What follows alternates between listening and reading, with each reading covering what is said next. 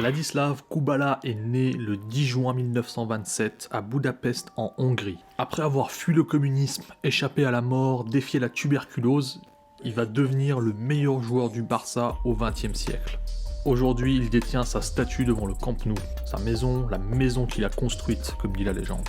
À l'ouverture du Camp Nou en 1957, 93 000 personnes remplissaient les gradins. Tous venaient pour voir Kubala dans ses œuvres. Ladislav est le fils de deux ouvriers. Il grandit dans la pauvreté. Il fait du football, mais aussi de la boxe. Il a un très bon niveau, mais il abandonne rapidement l'idée, car il a les bras trop courts pour être boxeur professionnel. À 11 ans, il ment sur son âge pour pouvoir intégrer les équipes de jeunes. Il joue avec des adolescents de 14 ou 15 ans. À 17 ans, il rejoint l'équipe de Ferencváros, accompagné d'un certain coéquipier, Sándor Kocsis. Il y fera déjà forte impression et inscrira 27 buts à seulement 18 ans. Rapidement, il quitte la Hongrie et rejoint la Tchécoslovaquie pour échapper au service militaire. Là-bas, il joue pour le SK Bratislava et aussi pour la sélection tchèque. Il va également épouser Anna Daosic, la sœur du sélectionneur tchèque, Ferdinand Daosic. Il va également devoir quitter la Tchécoslovaquie pour éviter, là aussi, le service militaire. Il revient donc en Hongrie et il va jouer au Vasas. Il sera sélectionné aussi avec la sélection de Hongrie et jouera 3 matchs. À 21 ans, il avait déjà joué avec 2 sélections. En 1948, la vague rouge du communisme commence à s'emparer de son pays. Comme beaucoup de footballeurs hongrois, Ladislav décide de fuir. En janvier 1949, il doit se séparer de sa femme et de son fils qui, eux, vont fuir de leur côté. Déguisé en soldat soviète, il fuit à l'arrière d'un camion militaire et rejoint un camp militaire allié à Innsbruck, en Autriche. Il y restera prisonnier pendant 3 jours. Mais les gardes vont le reconnaître et vont l'aider pour obtenir des papiers, lui permettant de rejoindre la destination qu'il souhaitait. Il avait déjà planifié de rejoindre l'Italie pour jouer au football. En Lombardie, il s'entraîne avec le club de Pro Patria et va rapidement faire forte impression. Il sera donc invité par le champion d'Italie, le Torino, pour participer à un match amical contre le Benfica. Mais il se voit obligé de décliner l'offre. Sa femme a également réussi à s'échapper. Elle a nagé à travers le Danube en ayant mis son fils Branco sur un pneu. Tous les deux ont miraculeusement survécu, mais son fils Branco est malade. Et Kubala part les rejoindre du côté d'Udine. Sans le savoir, Kubala vient de défier la mort. Sur le vol du retour, l'avion du Torino va s'écraser sur la basilique de Superga à Turin. 31 personnes y laisseront la vie, dont 18 joueurs du Torino. L'équipe mythique du Grande Torino, 5 fois championne d'Italie consécutivement, est décimée et elle ne s'en remettra jamais. Kubala a officiellement signé avec le Pro Patria, mais la fédération hongroise l'a dénoncé à la FIFA comme déserteur. Il se voit donc infliger une suspension, et le Pro Patria le libère de son contrat. Il se retrouve dans une situation très compliquée financièrement. Durant son ban, il va former à Rome, dans un camp de réfugiés, l'équipe dénommée Hungaria. Son beau-frère Daosic est à la tête de l'équipe.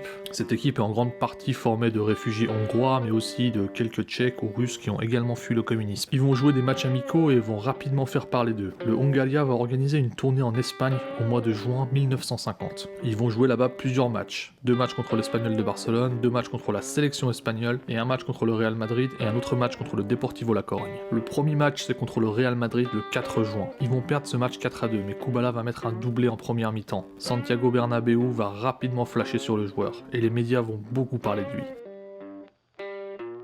C'est le transfert qui va mettre le Barça et le Real Madrid en guerre, bien avant Di Stefano, du moins du côté du Real Madrid. Kubala joue donc le 4 juin contre le Real Madrid et marque un doublé en première mi-temps. Bernabéu flash sur lui et veut le recruter. Ils lui font une offre, un très bon contrat avec un très bon salaire est mis sur la table. Mais Kubala réclame que son beau-frère Daosic doit faire partie du deal et doit devenir le coach du Real Madrid. Mais ça, côté Real Madrid, il n'en est pas question. Donc ils ne parviennent pas à un accord. Mais il y a aussi une autre raison pour laquelle Madrid n'insiste pas plus. Il se pose des questions sur la suite, car Kubala n'est pas autorisé à jouer par la FIFA. Supposément, le Real Madrid se serait renseigné auprès de la fédération espagnole qui leur aurait répondu que Kubala ne serait jamais autorisé à jouer. Donc Kubala arrive à Barcelone pour jouer contre l'Espagnol, sans avoir d'accord avec le Real Madrid. Le Barça de son côté a déjà préparé le terrain en amont et va répondre à toutes les demandes de Kubala, y compris prendre Daosic en coach. Ils vont lui offrir un salaire de 1200 pesetas et mettre à sa disposition un appartement. C'était pour l'époque un énorme contrat, le plus gros contrat du foot espagnol. L'accord est signé le 15 juin, mais il reste toujours le problème de la suspension. Et c'est là que rentre en jeu un personnage clé dans cette affaire, Josep Samitier, le directeur technique du Barça à ce moment-là. Josep Samitier mériterait une vidéo à lui tout seul, mais on va faire rapide. C'est un ex-joueur du Barça dans les années 20, c'était le joueur le mieux payé d'Espagne à l'époque, et aussi le meilleur buteur du Barça à l'époque avec 187 buts. Il est aujourd'hui encore le 5e meilleur buteur de l'histoire du club. Il remporte en 1929 avec le Barça la toute première Liga organisée en Espagne. Il a avant ça remporté 5 Copa del Rey avec le Barça et 12 fois le championnat catalan. Rien que ça. Au début des années 30, il part au Real Madrid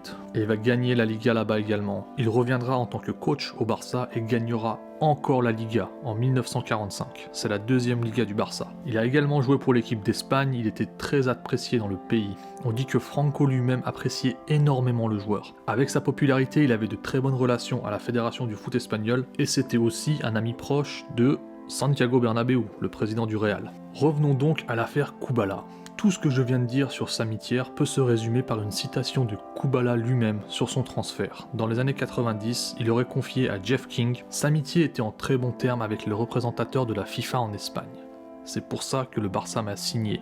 Le président de la fédération était un ami de Samitier et ils se sont occupés de la paperasse pour que je puisse jouer au Barça. Samitier avait également une bonne relation avec le général Franco qui appréciait énormément le joueur. Franco a personnellement signé le décret qui m'a permis de jouer pour l'équipe nationale espagnole. Car oui, évidemment, Kubala jouera plus tard pour la Roja, sa 3e sélection. Maintenant, pour raconter un peu plus en détail, Samitier a eu l'intelligence de faire comprendre aux officiels espagnols la formidable arme de propagande que pourrait devenir Kubala. Lui qui a fui le communisme pour se réfugier en Espagne. Grâce à ces relations, la fédération espagnole va faire pression sur la FIFA, mais cela va prendre du temps puisque Kubala ne jouera son premier match officiel avec le Barça qu'en avril 1951, soit presque un an après son arrivée. Par la suite, Kubala sera baptisé, Ladislav va devenir Ladislao, puis il sera naturalisé le 1er juin 1951. Kubala va également figurer dans un film de propagande espagnol qui raconte son histoire, comment il a fui le communisme et comment il est venu trouver le bonheur avec sa famille en Espagne.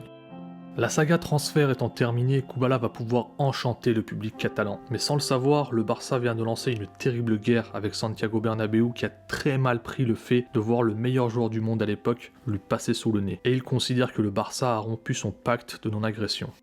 Kubala commence donc en avril 1951. La Liga est déjà terminée, mais il reste la Coupe du Général, la Copa del Rey qu'on connaît aujourd'hui. Kubala va rapidement performer et permettre au Barça de remporter la coupe. C'est le début d'une épopée, puisque la saison suivante, sa première saison complète au Barça, va devenir la saison la plus mythique de l'histoire du Barça, du moins jusqu'en 2009. Cette saison 1951-52, elle est connue comme la saison des Cinc Copes, la saison des 5 trophées. Le Barça va remporter de nouveau la Copa, le Barça va gagner la Liga avec un record de buts, 92 buts marqués. Le Barça gagne le trophée Martini Rossi, décerné au club ayant le meilleur goal average en Liga, la Copa Duvart, décernée à la meilleure défense du championnat, et le Barça va également gagner la Coupe Latine au Parc des Princes. La Coupe Latine était à l'époque l'ancêtre de la Coupe d'Europe, et voyait les meilleures équipes françaises, portugaises, espagnoles et italiennes s'affronter. Le Barça remporte aussi d'office la Coupe Eva Duarte, qui est la Super Coupe d'Espagne à l'époque. Ça fait donc effectivement 6 trophées finalement, et non pas 5. D'ailleurs, le gardien Ramallet aime rappeler que personne ne prenait la Copa Eva Duarte au sérieux, mais pour nous ça l'était. Cette saison-là, Kubala réalise aussi l'exploit de marquer 7 buts dans un seul match de Liga, le 10 février 1952. Techniquement, Kubala était un ovni, il pouvait faire des choses extraordinaires avec le ballon. Son coéquipier Ramallet se souvient de sa façon de tourner sur lui-même et de sortir du marquage de 3 joueurs. Luis Suarez, lui, se souvient de sa façon de tirer les coups francs. Il serait, d'après de nombreux témoignages, le premier à utiliser l'intérieur du pied pour enrouler ses coups francs par-dessus le mur. D'après Suarez, il n'avait jamais vu ça nulle part. Mais Kubala, ce n'est pas que cette technique hors norme. Jamais vu. Kubala, c'est aussi un monstre physiquement. Il est plus grand, plus costaud que tous ses coéquipiers, personne ne rivalise avec lui. Et il est aussi le plus rapide d'entre eux, se souvient Josep Seger. Dans une période où la condition physique des joueurs était très loin de ce que l'on connaît aujourd'hui, Kubala était largement avantagé par ses qualités physiques naturelles. Il avait aussi la capacité de récupérer très très vite. D'après ses coéquipiers, il faisait énormément la fête, mais les lendemains de cuite, il était tout de même sur le terrain et se donnait à fond à l'entraînement. Toujours beaucoup trop fort pour les autres. Le Barça compte des joueurs exceptionnels dans son équipe à cette époque. César, le buteur de légende, Passola et Monchon, les ailiers virevoltants, Ramallet évidemment considéré comme le meilleur gardien espagnol de tous les temps. C'est une équipe très compétitive. Mais la saison 1952-53, sans Kubala, le Barça n'est plus prétendant au titre. Kubala est tombé malade, atteint de tuberculose. Il a perdu 6 kilos, sa capacité pulmonaire a énormément diminué. passant de 7 litres à 5 litres. Il va louper 18 matchs de Liga cette saison-là. Sans lui, le Barça va perdre contre Valence, contre le Real Madrid, contre Bilbao, Malaga et les chances de titre s'éloignent. Kubala est déclaré inapte à la pratique de sport et le Barça a déjà commencé à lui chercher un remplaçant en Amérique du Sud. Mais un médecin va tout changer. Le docteur Recasens va trouver une thérapie très simple mais efficace. Il va tout simplement envoyer Kubala dans un village en montagne. Là-bas, il se repose et reprend 8 kilos. Il revient en février 1953. Il reste 10 matchs à jouer, le Barça est 4e du championnat. Kubala revient donc pour le déplacement contre le Racing Santander et le Barça ramènera le point du nul, avec un score final de 3-3. La semaine suivante, pour le retour de Kubala à domicile, 5 mois plus tard, ce sera une large victoire 8-0 contre Saragosse. Pour les 8 matchs restants en Liga, Kubala sera aligné 7 fois, pour 7 victoires, dont des victoires contre le Real Madrid et contre Valence, les concurrents directs au titre. Le seul match que Kubala ne jouera pas, c'est le déplacement à Séville et qui se soldera par une défaite 4-2 pour le Barça. Mais peu importe, le but victorieux que Kubala a marqué contre Valence a permis au Barça de prendre 2 points d'avance sur Valence et 1 point sur le Real. Le Barça ira gagner ses 2 derniers matchs et assurera le titre, le doublé en Liga. Kubala va également porter le Barça pour une nouvelle Copa, qui se joue à l'époque en fin de saison après la Liga. Le 21 juin 1953, au stade Chamartín de Madrid, le Santiago Bernabéu d'aujourd'hui, le Barça triomphe 2-1 face à Bilbao avec un nouveau but de Kubala. Et le Barça réalise donc le 2e doublé Copa Liga consécutif. Il faudra attendre 2016 pour voir le Barça à nouveau remporter la Liga et la Copa 2 saisons de suite. Kubala a remporté 2 Ligas, 2 Copas, 2 Supercoupes et une Coupe latine. En gros, il a fait gagner toutes les compétitions auxquelles il a participé. Mais son aura va bien au-delà du terrain. Les journalistes de l'époque avaient remarqué que pendant la maladie et l'absence de Kubala, l'ambiance dans la ville était morose. Et qu'après son retour sur les terrains, c'était comme si tout le monde avait reçu une augmentation. C'est aussi lié à la personnalité de Kubala. Il est une idole au-delà du terrain. Parce que Kubala, derrière la montagne de muscles qu'il est, cache un énorme cœur. Il veille constamment sur ses coéquipiers. Il héberge par exemple Alfredo Di Stefano ou Zoltan Schisborg lorsqu'ils arrivent en Espagne. Lorsqu'il se fait voler 200 000 pesetas dans sa voiture, il réagit simplement en disant « J'espère que ça leur servira ».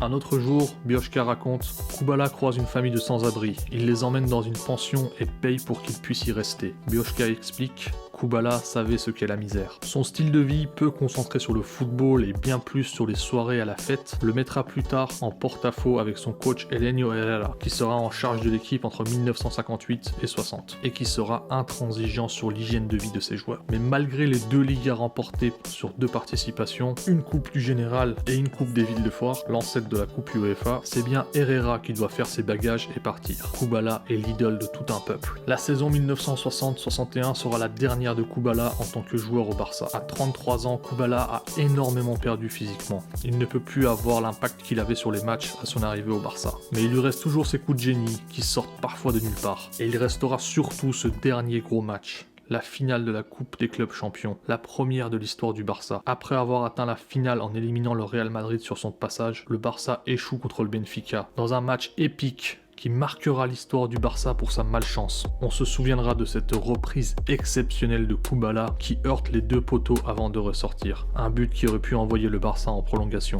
C'est à l'image de la carrière de Kubala, un génie et un talent sans limite, avec des obstacles et de la malchance tout au long du chemin. Et au final, seuls ceux qui l'ont vu sont conscients de sa grandeur.